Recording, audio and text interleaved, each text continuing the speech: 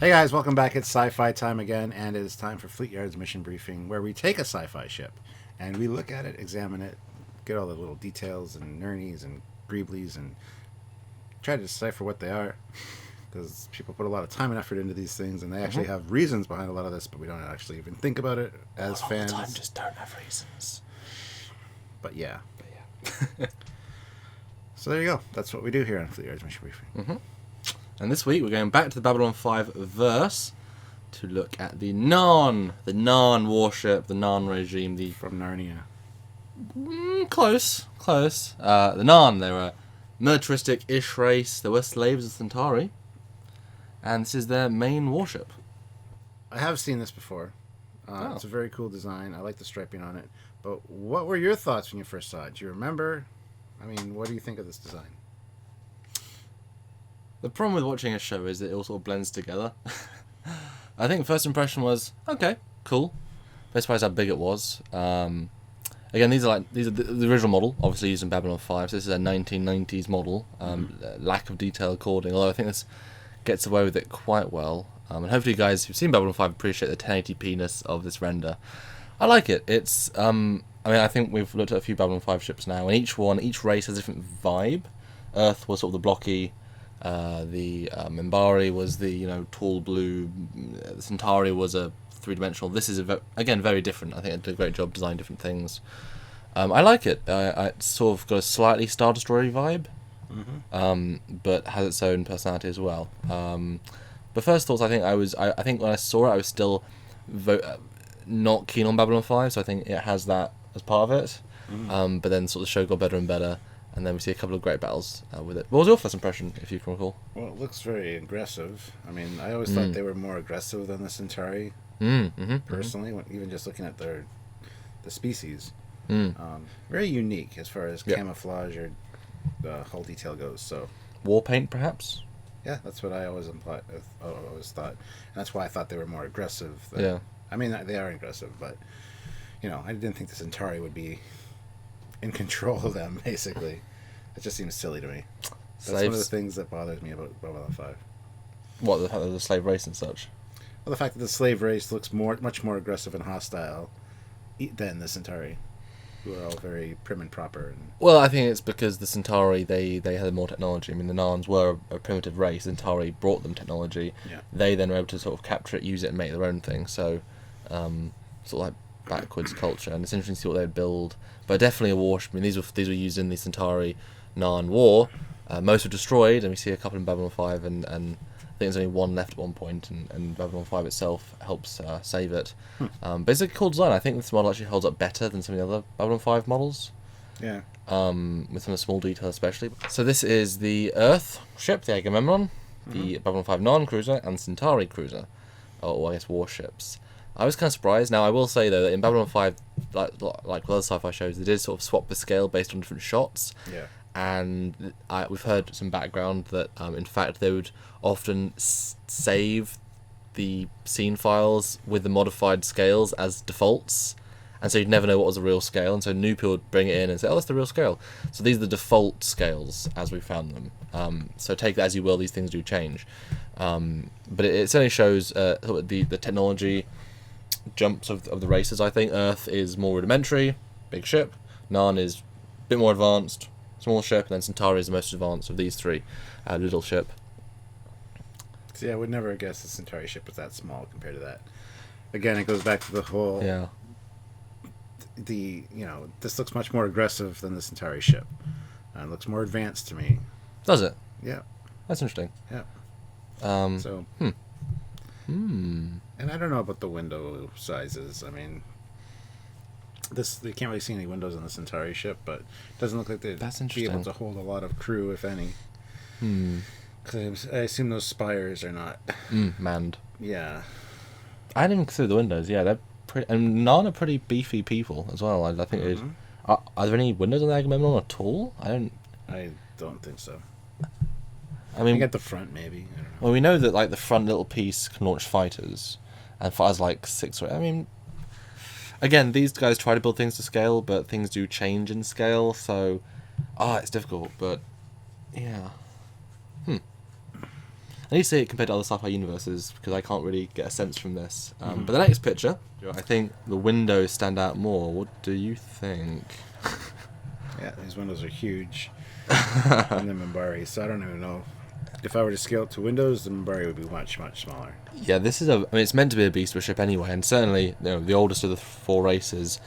I mean, technology level is in the story, as you might remember from the first season, one Minbari ship can destroy basically an entire fleet of Earth ships with ease, and everyone else sort of is like, don't piss off the Minbari or Minbari. But yeah, windows, maybe they're like entire deck size windows, and they're just like little porthole windows. But again, yeah, that's.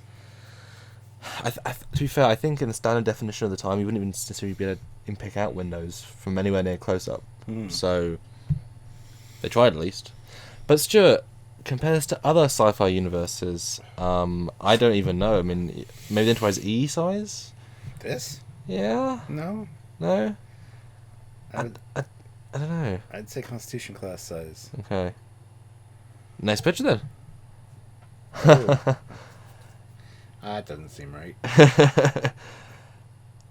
Oh my goodness, that is So obviously, guys, the real Battlestar Galactica, real Enterprise D, real Daedalus. Daedalus is a default scale. The magazine scales are wrong. Yeah, okay. Don't buy it. Not for a second. Nope, it's too big. It's too big. I mean, the Agamemnon. I mean, that's just a monster of a ship. Yeah, that also seems way too big. I mean, I kind of get it if all the engines is just the engines, and then all the middle bits just guns, and then, but well, if that's just the inhabited area, that's fine. And then this is mostly a hangar, the front bit. But that's the thing. Star Trek is always small. It's the same team that built the models, roughly, sort of, at least descendants of the team. So it's actually Battlestar Galactica sized. The windows there and the windows there are the same size. That is out of scale. The Minbari. The Minbari is out of scale. Look at the Enterprise D windows. Look at the... Yeah, they're not... They're pretty close. The Narn windows, they're... About right. Yep. And the Enterprise D windows are big windows. Yeah. It's true, because I mean, the Minbari ship is, if you look at the show, it's taller than... I mean, it's a tall ship, but it's taller than Babylon 5, and that's a space station.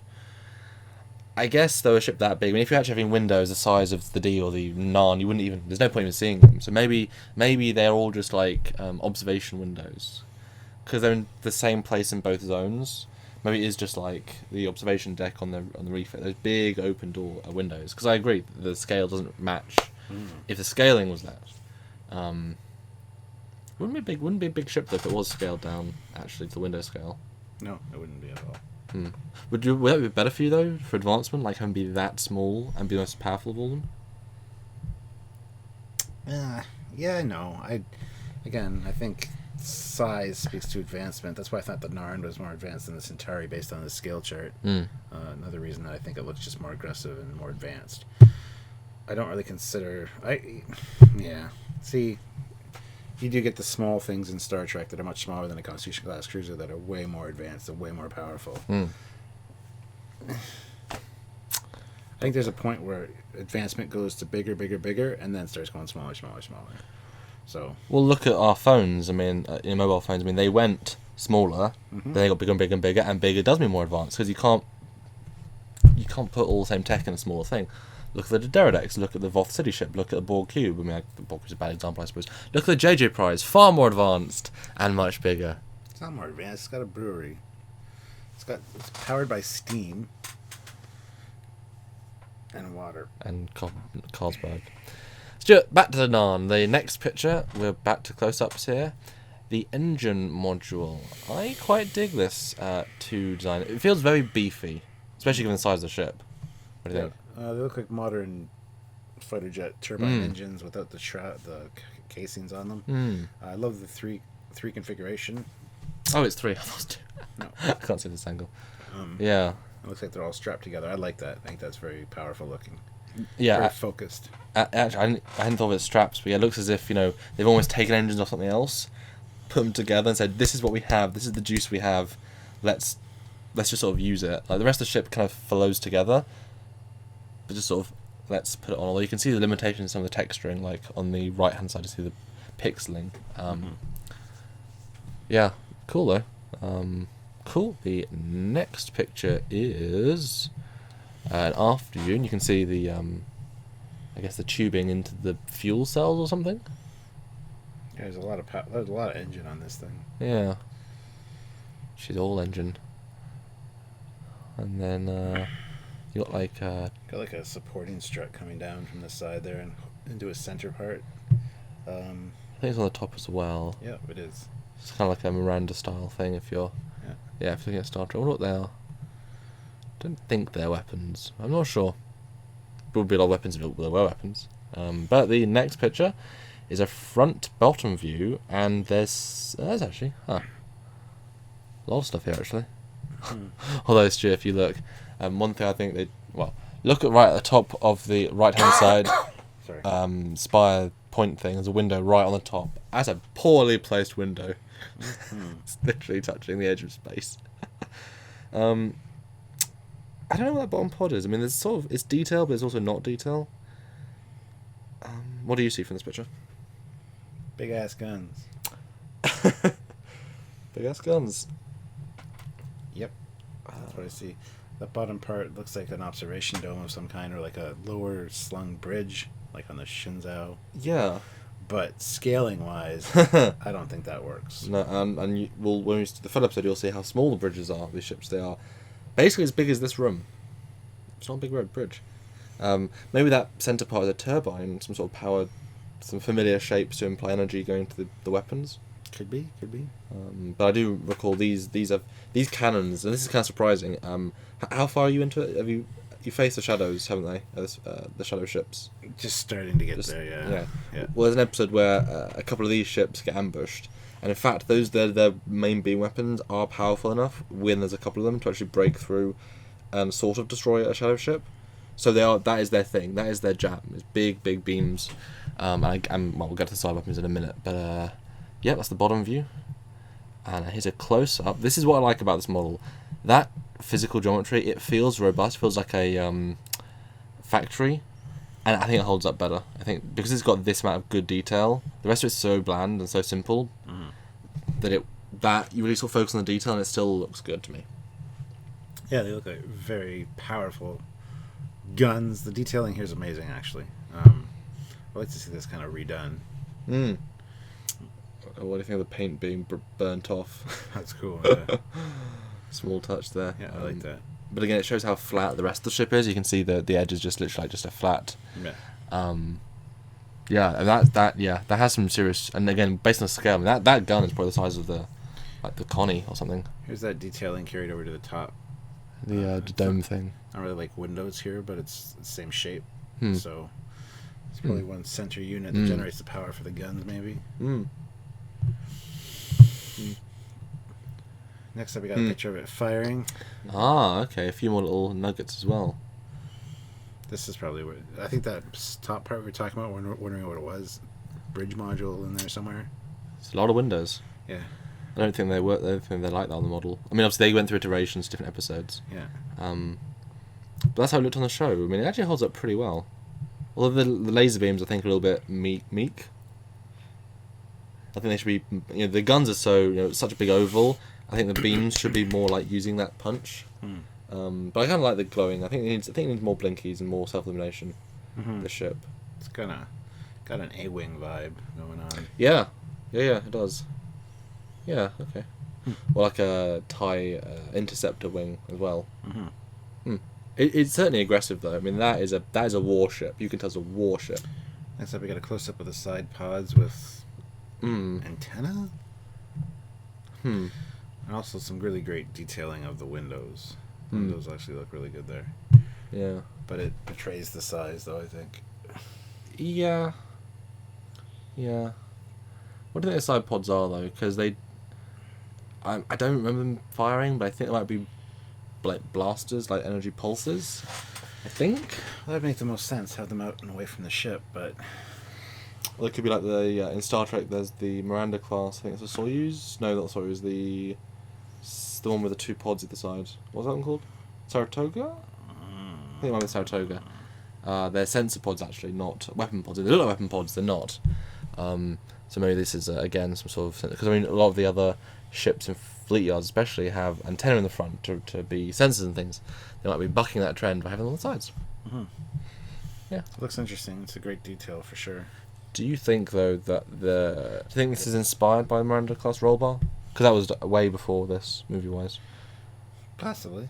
It's again adds some negative space when you're looking at it from certain angles, and some dimensionality that really makes the ship look a lot better. And it's a very flat ship otherwise. So yeah, I like it. Although, if it's out yet, we've looked at the Centauri cruiser in full detail, and you are not fully with the detailing being very blocky. Yeah. If you look at this zone next to the engine, there is a lot of blocky detail. Mm-hmm. I think it works better in the context. It does. But like I said, I'd also like to see this one redone. Yeah. Like they did for the Centauri for the 2007 movie. Yeah. Yeah, but I think it feels basic and robust, and it's also hidden better. It's not, yeah. Right, let's see what the next picture has. I don't remember where we are in the. Ah, yes, close by the engines. They're just blue, Stuart. Mm-hmm. Yeah, I really like this engine configuration. It works for me. You often get tri-engines, do you? No, but it focuses all the engine power into one center lump, and I think that's very focused, much like a Saturn V rocket kind of thing. That's interesting. So, yeah, I do like the 3-engine configuration. And it's very possible that these two prongs out might create some sort of field that even, helps to keep it focused as well. Mm-hmm. Although I think they're actually pretty movable in the show. These ones in particular, I think they defy the size. Because they have a lot of freedom. Unlike DS9, which was out at the same time, everything was a model shot. The movements are very samey, similar, basic. These guys could be much more flexible with the CG. And I'm looking forward to doing a full episode on this ship to see it in context, see it fly, see it shoot some shit. It'll be nice to see. I think that's the last picture. So if you want to go back to the first picture, the beauty shot, again 1080p guys, of the Narn warship. My closing thoughts are I think it's actually pretty good. I think it's one of the better ones that hold out. It reflects their culture. It has both a simplicity and a complexity, but like I said, industrial complexity. It's not refined. It's not, they have built something big, meaty, and killer, and they want people to see it and know about it. And that's my impression of the ship. Yeah. My final thoughts are I love the overall shape, the aggressiveness of it. The detailing is really cool. The camouflage detailing, I like that. That's a great aspect for any spaceship, which we don't really see that very much. That kind of paint detailing. It's only grey, isn't it? Yeah, and it speaks to their culture, just the way their skin tone looks and things like that. You can see that translated here. Well, dare I ask though, we've looked at four different ships on Babylon 5 Fleetyards. How does this compare to the of the Babylon 5 ships we've looked at? Is this your favourite, maybe? I would say so. Yeah. I do like the Centauri one. The Minbari I'm not a huge fan of. What was the other one? The Earth one. The Agamemnon? Yeah. Oh, well, yeah, it's just a block. Not a huge fan of the Agamemnon, to be honest. But, yeah, so I would say this is probably my favorite one out of all of them. Cool. Followed by the Centauri very closely behind it. So, yeah, great ship. I love there's things here that look very familiar. Like I said, it's got an A-wing vibe, and you got the roll bar from the Miranda. Things that really are taken from other things, but changed enough that they look totally unique on their own. And I really like it. A lot going on. So. And it's fair to say Babylon 5 has some pretty damn unique designs. Yep. They did a good job with the creativity. Yes. And there we go, guys. Yay! So if you like the video, please feel free to click the like button. Don't forget to subscribe if you haven't already, so you don't miss out on anything. And if you already subscribe, but you still miss out on stuff, click the bell notification icon so you get notified every time we upload, which is daily. Pretty much. And you don't want to miss any goodness. For Fleetyards, it's only like once a week right now for uploading on Tuesday. Fleetyards Mission Briefing. But the rest of the week is all Trekyards, Star Trek related content. So if you're interested, definitely click the notification icon. But if you want to support this show and the Trekyards channel in general, there are a couple of great ways. Two that really help are donating. You can either do a one-time donation at trekyards.com. There's a big donate button. It goes straight on PayPal, and you can give a little bit to help us out. Or if you want to be a regular, amazing supporter and think of us like another Apple TV, another Netflix or Hulu, then you can support a little bit every single month and help us keep the show going, expand, develop, And make sure we have rent money to pay and bills and stuff, because that's pretty important for what we do. Life. And yeah, $1, $5, $10. I mean, anything, absolutely anything would help. And we appreciate the thought. So thanks so much. But there's a free way, isn't there, to help? There is. Ooh. You can share the video around to everyone you think might enjoy it. Mm-hmm. A Babylon 5 group you're part of that we don't know about. Just share the link and get the word out there about Fleetyards. And also, if you know anybody that's into Star Trek, there's Trekyards. It's all on this channel, so share this video out, and hopefully they will hit the subscribe button themselves. Yes. So, until next time, guys, I'm Captain Foley. And I am Commander Conkles. I'll see you in the future. Bye, guys.